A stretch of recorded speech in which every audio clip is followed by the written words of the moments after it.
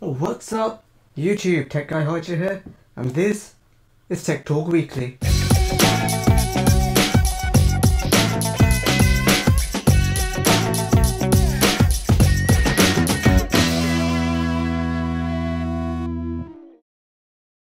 So let's get on with this week's tech news. I know I didn't do one last week, but that was because the reason for that was because there was a lot of rumors floating around last week, and I'm not someone that likes to do rumors. Basically, I'm someone that would rather do solid news that is actually happening, that actually matters, and not stuff that's floating around on the internet.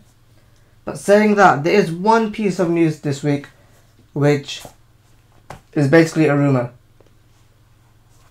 But let's get on with the solid news first. The first bit of news is that if you're looking to get a new S3, the Samsung Galaxy S3, you could get $300 if you trade in your old phone. So Samsung have offered $300 to anyone that's moving to the S3 from their old device. Now, before you get excited, there is only one device which qualifies for this $300 offer, and that is the 60. Let me quickly just check so I'm reading it off right. That is the 64 gig AT&T iPhone 4S only. That is the only phone that Samsung will give you $300 for if you move over to Samsung. And if you've got the same phone from Verizon or Sprint, you'll get $250. I don't know why they're only doing this with AT&T. Maybe it's some kind of partnership they've got with AT&T. I don't know. But if you're living in the US and you've got such a phone and you want to get the S3, you can get $300. $3,000, what am I saying? But it seems that it's not only the iPhone owners that can get this kind of offer. So if you've got a BlackBerry 900 Bold, you could get $150 if you move to the Samsung S3. Or if you've got the HTC One X on AT&T, you can get $175. Or if you've got something like a Droid Razr Max, or even Samsung's own Galaxy Note, this can get you $200 if you move to the S3. Now, there is no indication of how long this promotional offer will be lasting. So if you're in the US, get in there quickly before this offer ends. And let me know in the comments if you went for this offer, what you spent your $300 on. Now, the next bit of news is for those people that love to collect things. Now, if you've got $10,000 lying around somewhere, why not invest it in an iPhone? And not just any iPhone. An unopened, sealed, first gen iPhone. So this is news that on eBay right now, there is the iPhone first generation, totally unopened, unboxed, in its seal, everything, for $10,000 on eBay. Do you want such a phone? Are you that kind of a collector? Are you that much of a fanboy? Go on, $10,000. It's not much, is it, for something which has such historic value? I mean, I've got iPad 1. Do you want that for $10,000? You might. But this kind of news, I mean, are people going crazy? Seriously. I mean, why would you invest so much money in the first gen iPhone? I mean, I don't know, 500 divided by 10,000. I don't know how many iPhone 4Ss that is. But you're better off getting so many iPhone 4Ss and just flogging them. But if you're someone that likes that kind of stuff, go for it. But personally, I don't see the point. I mean, why would you even do that? I mean, okay, fair enough, if you got money to burn, you could, for whatever reason, do that. But personally, that's not something I would want to do. But each to its own, I guess. Let's move on to the next bit of news, which is Apple is now selling refurbished iPad 3s. Yes, they have started. The first refurbished iPad 3 went up on Apple's website, and that is the white 16 gig Wi-Fi version. And they're not like, there's no way, like they haven't got any special system to price it now. Any refurbished iPad 3 will just get $50 knocked off its original price, which I guess is good, because then people won't have to be like, oh, I could get this one which is that much cheaper and this, that and the other. So regardless of how many gigs and whatnot it is, however much it was for original price, $50 off straight.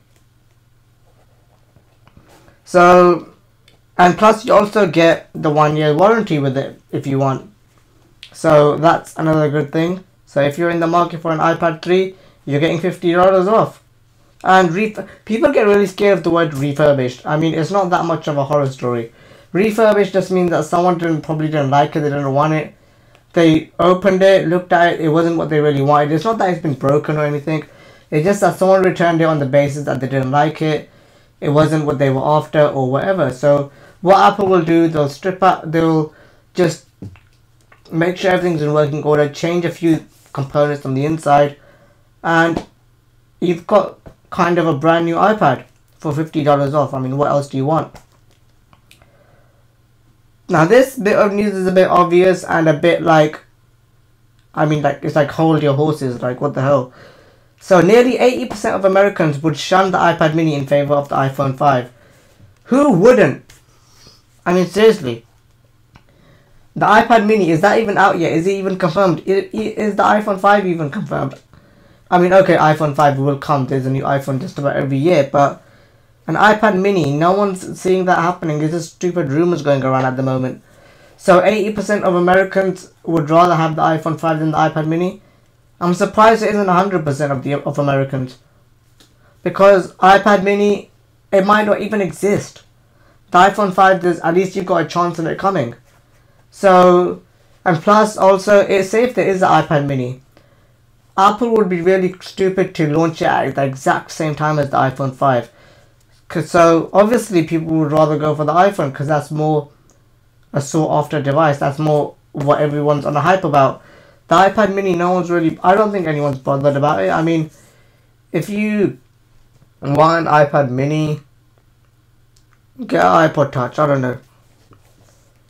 But yeah, so 80% of Americans would rather get the iPhone 5.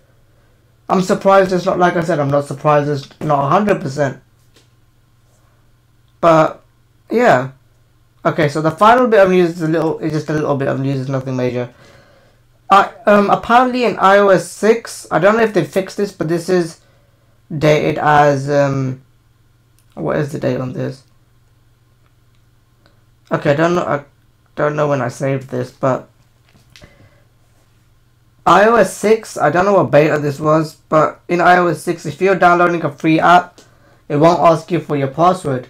Which I guess is a good thing, because sometimes you've got your kids or your brother or your sister wanting to download an app and it's free. So there's no issue of you them downloading apps which cost you money.